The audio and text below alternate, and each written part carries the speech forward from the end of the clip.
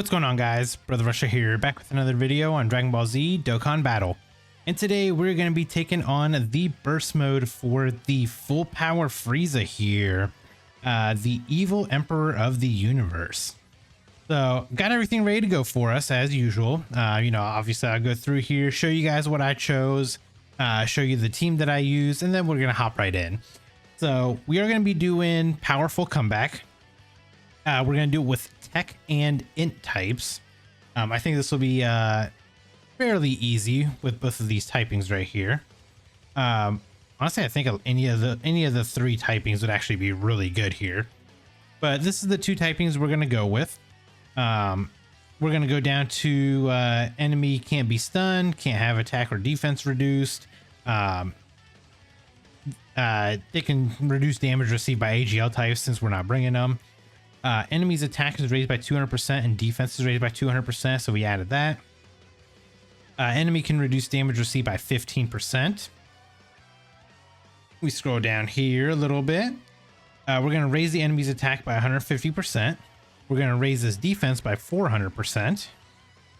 We're going to give him 2500% HP.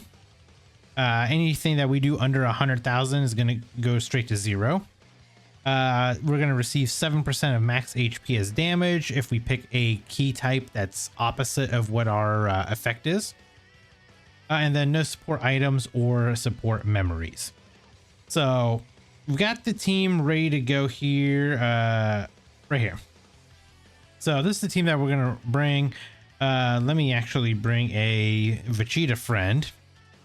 So we're going to bring Evolution Blue Vegeta. We're going to bring the EZA Tech Gogeta. Obviously, we're going to bring UI Goku. We got Ultimate Gohan. We have Jiren, and we have Orange Piccolo. I feel like this is going to be a pretty powerful team, and I think we should be able to breeze through it.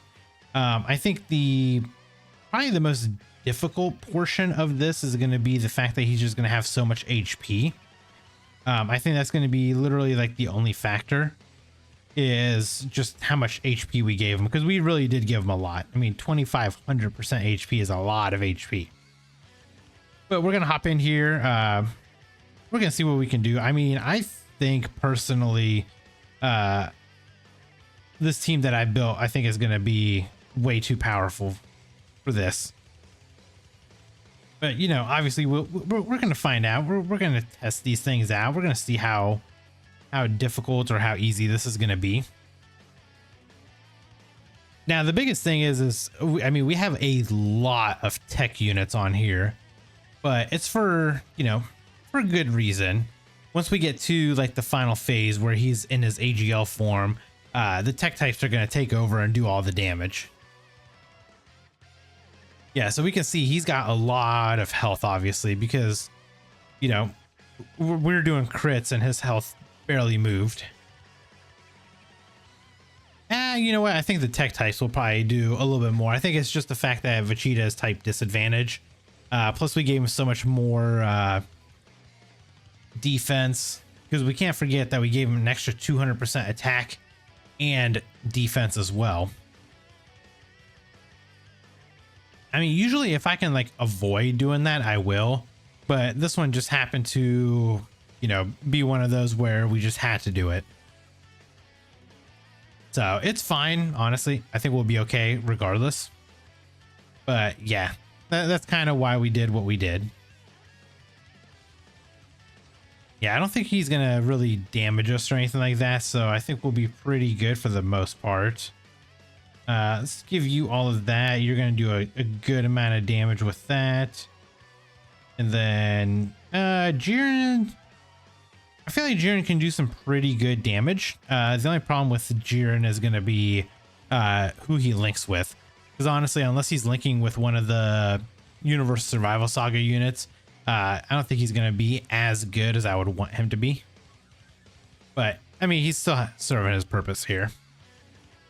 But speaking of Jiren, we should be getting him soon for Global. So I assume, this coming week, we should get info for whatever the Dokkan Fest unit is going to be. which honestly, maybe by the time this video drops, we already have the info for him. I don't know for sure yet because, you know, at the time of me recording this, we don't have any new info yet, but you know, anything can happen. But let's just say, we should be getting the Halloween Dokkan Fest info fairly soon. So we'll see what we end up getting there. And then after that, yeah, I'd say after that, maybe the week after, we may see Jiren, you know, for global. So anything is a possibility at this point. I mean, I would love to, you know, just hurry up and get Jiren on here, just because he is literally the last missing unit that we need for global. And once we get that, then we're good. Of course, you dodge the normal and then get hit by the super, but it didn't do anything to us anyway, so whatever. But yeah, so Jiren is literally the only missing unit that we have right now on global, and with him comes the Frieza and Goku fight as well, plus all the like god events. So once we get all of those, then we'll be completely caught up with JP, and then moving forward we can kind of go back to our normal, you know, 2 weeks, 2-week periods per banner. No more of this, hey, here's 1 week of this banner, then another week of this banner, then another week with this banner, then another week with this banner, because that timing between anniversary up until the beginning of worldwide was insane. So, and I know the problem is I know a lot of players that, honestly, I think they ended up quitting because of how many banners had dropped. I think just trying to keep up with everything that was dropping, didn't make it very fun for them. And the problem is a lot of these, like, the biggest issue was the difficult fights that JP had. Global ended up getting them so late because of just because of the way that the schedules were. So all the like difficult fights that we got on global, they came at a much later time, and with them coming later, we already got new units by then. And with us getting those new units, of course, everything ended up being a lot easier for us on global. So I was like, we couldn't really test out any hard fights because we already got units that are performing way better. Like we got new units that came out that are performing better now than what they were on JP when those fights came out. So like, let's say for instance, I don't know what came out back then. So like the Goku and Frieza fight, we'll say, you know, new units have come out since that fight for JP, but we haven't got the fight on global yet. So now when it comes to global, now it's going to be easier for us because we already have all these new units that are really good compared to JP, who did not have them yet. Because you got to remember that fight came out with the Tech UI Goku. So yeah, definitely going to be it's going to be an interesting time. Once we get caught up though, everything's going to be good. Hopefully that'll bring back some players. Also, I think once we get closer to the 10th anniversary, I think that's when people will actually start getting a little bit more excited too, because the 10th anniversary is going to be such a massive anniversary. Like they could do so much, man. Oh my God, just thinking about it.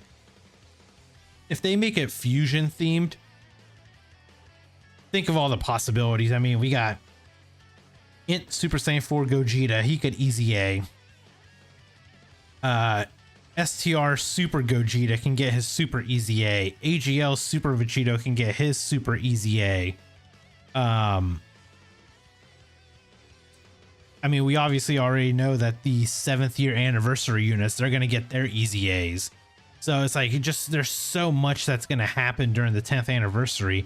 And this is just all speculation, obviously.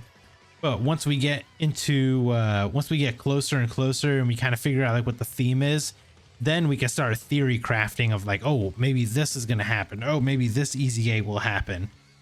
And I really hope that it's going to have, you know, a good pacing to it as well. Hopefully they don't just like drop, you know, some of the content super early and then just leave us with like dead periods. Because that was the big problem, man. I think that was the issue with Worldwide this year, was they were dropping they were dropping content, but the problem was it felt like there wasn't enough content as much as we had like last year. Like last year, it felt like we had, you know, there was more events that we did. There were more missions that we had. Like it just felt like there was a lot more last year than this year. And realistically, the like difficult fight against like every single form of Broly, it wasn't that difficult for one, and for two, they were very short. So that was the other thing that really hurt. Okay, so you're stuck over there. So let's do this. And pop your active skill.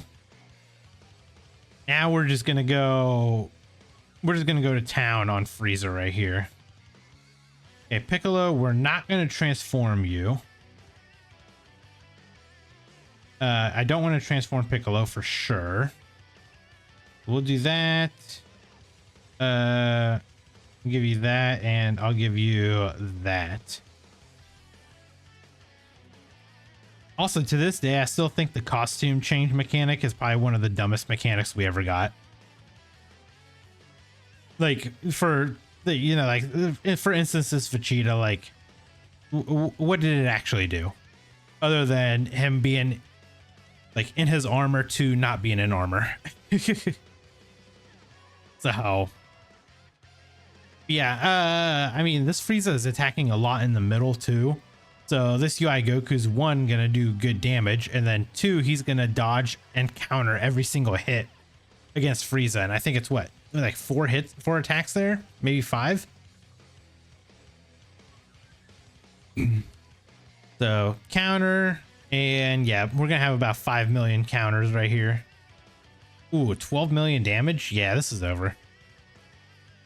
Because by the time this Goku finishes doing all of his counters, Vegeta is gonna just come right in and finish the rest of this fight off.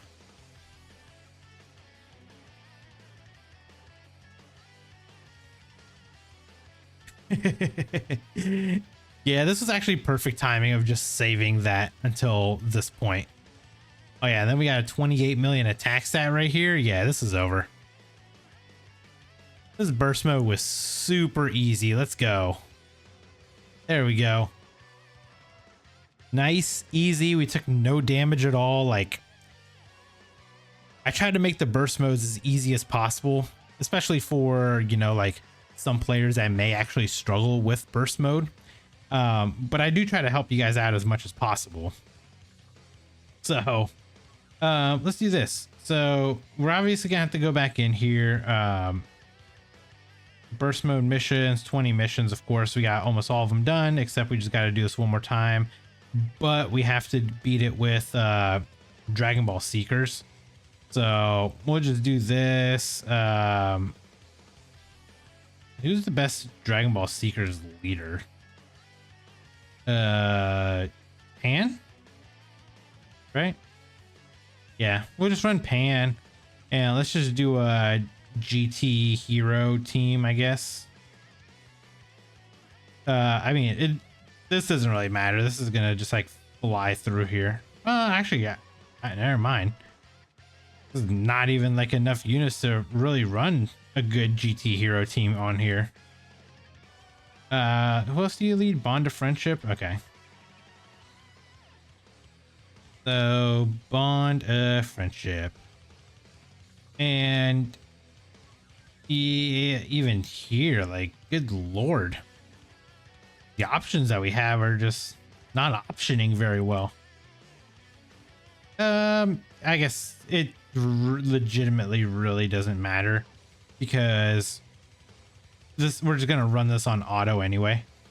So I don't know why I was really struggling to like figure it out. I could have just probably just put a team together and we would have been perfectly fine. Again, we're just going to run this on auto anyway, so we'll just let it do its thing.